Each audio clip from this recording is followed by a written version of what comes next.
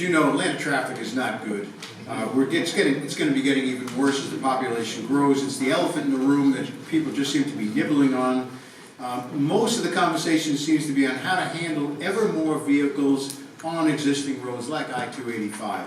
What are your creative transportation proposals to route traffic, especially pass-through traffic, away from and around Atlanta to help reduce the burden in the metro area and to move the increased cargo that will come with the growth of the Savannah port? Well, let me start by saying I am not a transportation expert. I apologize for that, but what I did do one day, I was trying to figure out what is going on with the traffic in Atlanta.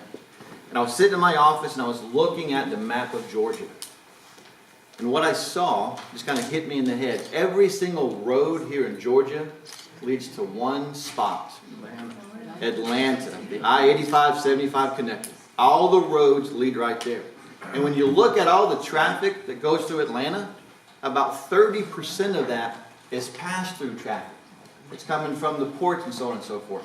So what we need to do is to create, not necessarily an outer arc, a northern arc, I'm not proposing that, but more of interstates, like you take 16 all the way across to Columbus, take 185 all the way up to Dalton, kind of make an outer loop around the entire state so that all this cargo that's coming through the state, it doesn't have to go through Atlanta. Then also what we need to do is we need to make sure that we have a very robust inner loop metro system. Not necessarily MARTA, but you get all these people coming in from the MARTA stations, they get to the station in Atlanta, and they don't know how to get, or there's not really an efficient way to get that last mile. So we got to figure out how to strengthen the last mile whenever you get people here in Atlanta. And also, being a CPA, what I've learned with our budget is that we waste a lot of money. There's about $1 billion every single year that we waste. And what we need to do is better allocate the resources that we have to get a better return on investment. And in doing so, we can take that money and put it to areas that we need it, such as transportation, so we can build some of these roads. Also, I was the first elected official here in Georgia to come out and publicly endorse Donald Trump for president whenever he was running. When all the other Republicans were running from him, I was running to him, because again, he's not beholden to those lobbyists of special interests and big corporations. I'll be able to work very closely with him in getting, $1.5 trillion of infrastructure money to come to the state of Georgia.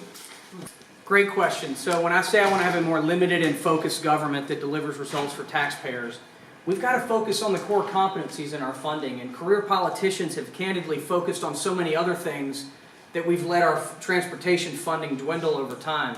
In the 1970s, it was 15% of the budget. It's now dwindled to 5%. And I do not think that the answer to fixing it is pushing forth a tax increase.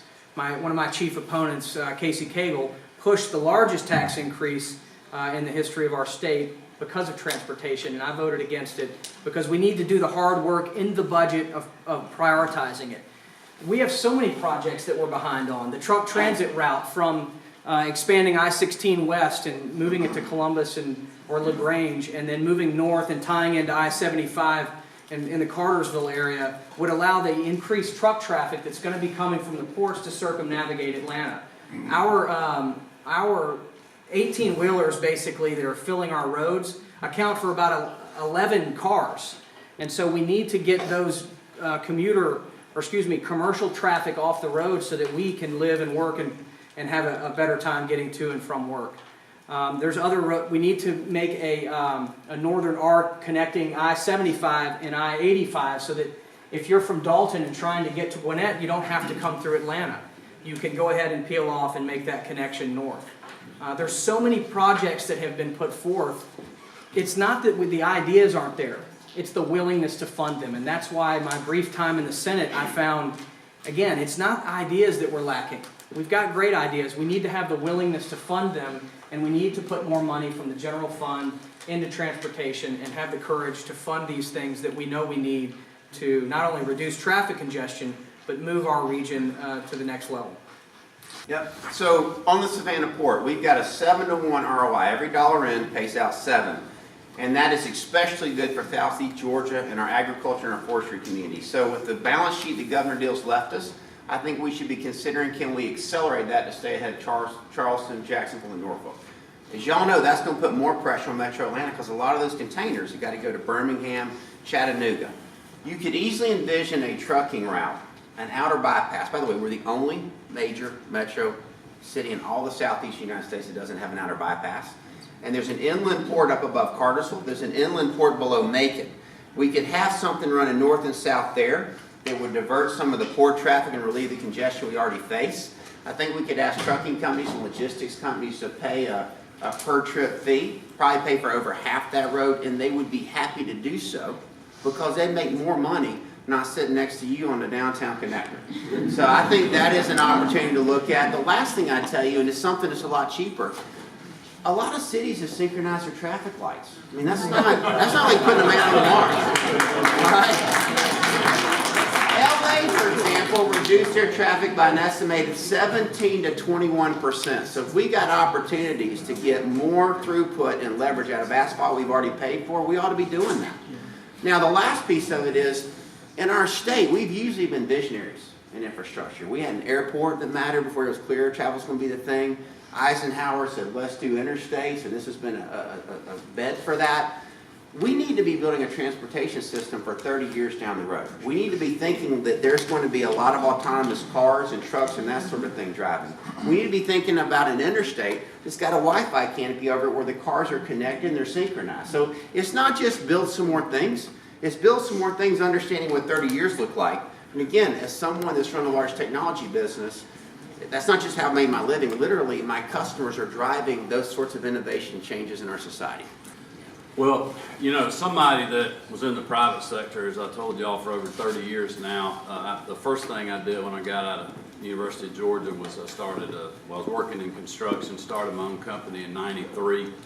So I've been around, you know, paving and putting base down and running curb and gutter for a long time, and I know that we cannot, you know, out-pave or out-bridge the traffic that we have in the metro area with the growth that we have.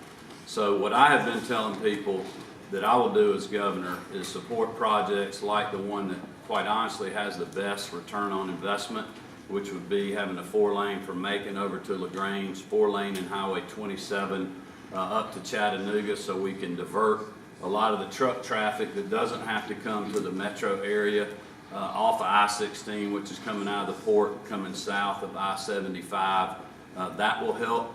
I will also continue to support the inland ports that we have in our state and look for other areas that we can build those, like up in Murray County where we can get truck traffic or get containers onto rail before they ever come through the downtown connector or get on 285. That project also has a lot of big interchange upgrades that we need help with right now. And so that's one thing. But the other thing, there's a lot of talk about transportation and expansion right in Atlanta and in the metro areas. And I know the legislature's working on that this year. But I will also be a governor that will ask the question, you know, whatever we're going to do, if it's heavy rail or whatever people want to do, how much is it going to cost and who's going to pay for it? Because there's a lot of great ideas out there, but nobody's telling you how much one trip will cost. And I will ask that question as governor. Well, you're exactly right. I mean, I think all of us witnessed what took place when the I-85 bridge collapsed, that our infrastructure was built for half the size of the population. But when government gets out of the way and you incentivize the private sector, you can build a bridge back in 45 days. And that really is the answer, is the partnerships in the private sector to build the infrastructure that we're going to need. 4.5 million people in less than 10 years or less than 15 years is the estimated number. And so to do that, we have to, one, recognize that on our infrastructure, we spend more on right-of-way acquisition than we do road construction today. So we've got to utilize our assets in the most efficient way, and that means reversible lane concepts where we use movable barriers in existing thoroughfares that we have, but also looking at elevated road systems as well, like many other states have.